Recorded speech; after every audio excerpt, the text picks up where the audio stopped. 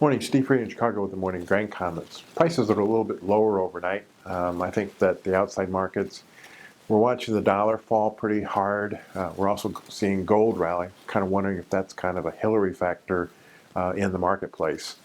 As far as news out of China, their data was better than expected, and that might be helping their economic outlook.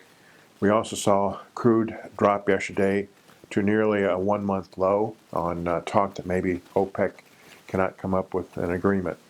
U.S. corn harvest is 75% done, beans 87% done, pretty much in line with expectations. We'll be watching the USDA November crop report to see what they do with yields and supply and demand. It's interesting that in the cash market, corn basis is firming up. Farmer selling is slowing. Processors are bidding for the corn. Also in the beans, basis is lower. The farmer continues to sell beans, and the processors, for now, have good ownership.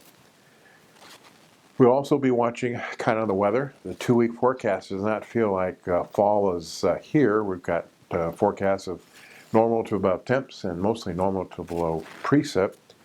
And down in South America, it looks like we're going to see enough rains across northern Brazil to help the crops there, and that some of the rains in southern Brazil and northern Argentina will soon slow, and that Argentina could dry out, which is what they need.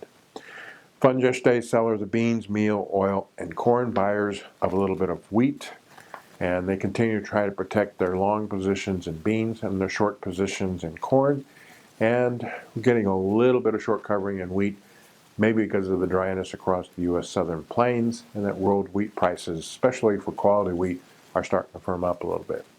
So a little bit weaker tone, a little bit more excitement in the election, and we'll see what the Fed does today in their meeting. Most people do not think that they will have a chance to increase interest rates until after the election. As always, these are my thoughts, not those of ADM or ADM Investor Services, and have a safe and profitable trading day.